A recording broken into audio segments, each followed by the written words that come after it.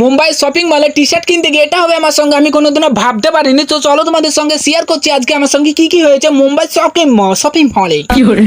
আমাদের হেলিকপ্টার থেকে নিয়ে বেরিয়ে পড়লাম শপিং মল যাওয়ার উদ্দেশ্যে। যেতে যেতে দেখা হয়ে গেল খাতারনাক স্কাই ভিউ সঙ্গে। আর এইদিকে আমাদের ছোট্ট রাস্তাটা পার হতে গিয়ে ড্রাইভারের কি অবস্থা হয়েছে দেখতেই পাচ্ছ বন্ধুরা। তারপর আমরা হাই রোডে উঠে পড়লাম, দিয়ে একটা ব্রেক নিলাম।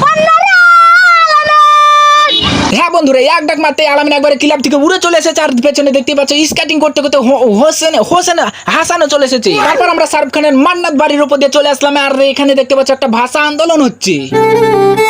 আর এই হোসেনের হেলিকপ্টারে তো শুধু ঘন ঘন চেন পড়ে যাচ্ছে, তার জন্য আমাদেরকে শুধু থামতে হচ্ছে। তারপর আমরা কষ্ট মষ্ট করে চলে আসলাম মুম্বাই শহরে। তারপর আমরা মুম্বাই শহরে একটা ছোট্ট গলিতে ঢুকে পড়লাম আমাদের শপিং মলের কানটাতে। তারপর সাইকেলটা পার্ক করে দিলাম, দিয়ে দেখতে লাগলাম সুন্দর সুন্দর জামাগুলোকে। তারপর আমি এক এক করে সব জামাগুলোকে চেক করছিলাম কোনটা আমার গায়ে হচ্ছে আর কোনটা হচ্ছে না। তারপর আমি একটা জামাকে খুললাম, সেটাকে গায়ে দিয়ে দেখবো, এখন চেক করবো আমার গায়ে কিরকম মানাচ্ছে। দেখতে পাচ্ছ বন্ধুরা আমার গায়ে একটু ছোট্ট হচ্ছে, তার জন্য সেটাকে রেখে দিলাম। এটাকে আমরা কিনে নিলাম, এটাকে আমরা চেকই করলাম না, এমনি কিনে নিলাম। তারপর আমি ঘুরতে ঘুরতে চলে আসলাম একটা টি শার্টের দোকানে। এখানে আমরা মোটামুটি টি শার্ট দেখছিলাম, মানে সুন্দর সুন্দর টি শার্ট গুলা দেখছিলাম। এই টি শার্টটা খুবই ভালো লাগছিল আর এইটাও ভালো লাগছিল। দেখতে পাচ্ছ গায়ে দিয়ে নিয়েছে, একটা খুলতে খুবই কষ্ট লাগছিল।